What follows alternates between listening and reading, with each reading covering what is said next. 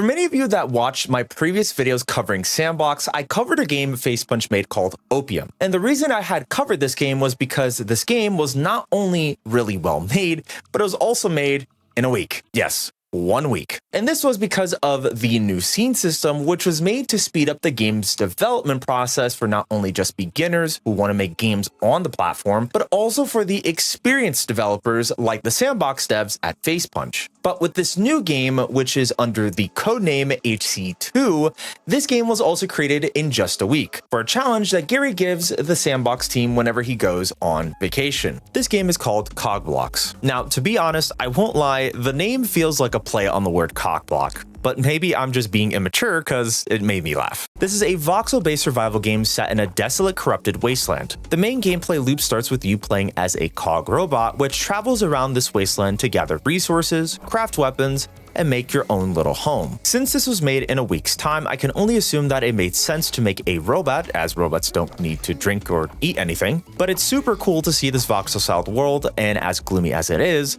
the environment does feel somewhat a bit cozy. It also seems like other inhabitants of the wasteland have also made themselves comfy, as the enemies you'll be using to collect scrap to craft more advanced weapons for are flying drones and these BB-8 wannabe ball rolling robots. According to the game's blog post, which, yes, by the way, each game in S&box can have its own blog post for in-depth updates like the main site blog post, Cogblocks' technical systems are what they mostly focused on, and it makes sense since it did take a whole week to make. They go into depth about the voxel system as they show how insane it is to render out a voxel layout and how large it can actually be, and also how to change the colors of the blocks to suit your environment. Procedural worlds have been a thing and many people have wondered if it's possible within S&box, and trust me, it's being worked on since the mention of the new terrain updates. But with Cogblocks, they go into more detail of behind the scenes with creating the visual code needed to generate the world. What's also interesting to me is the potential that this game can have if Facepunch decides to continue to work on Cogblocks after this 1 week challenge. The concept art shown looks absolutely stunning, and with most of the concepts shown tell us a more interesting story of what else could either be found in the wasteland or something else that has decided to make shop. In the end, while the gameplay systems are pretty bare bones, you can get a good amount of fun out of the game as it's a voxel-based survival game. You can also play it multiplayer too, as I did have some random person join me mid-game. Seriously, for any devs that are out there making games on S&box, please make a private or single-player game option for these games.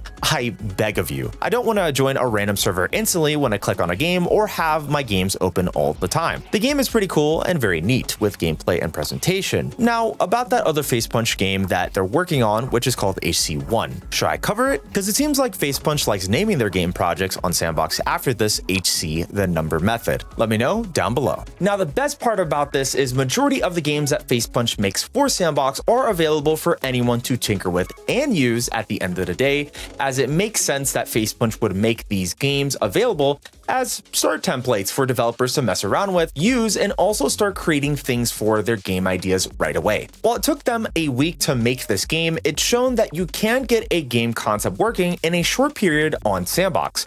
And with the second game jam that ends in just 2 weeks, we'll have to see what new games are going to be released on the platform. Speaking of games, here's some obscure games that are available on S&box you haven't tried yet. Thanks for watching.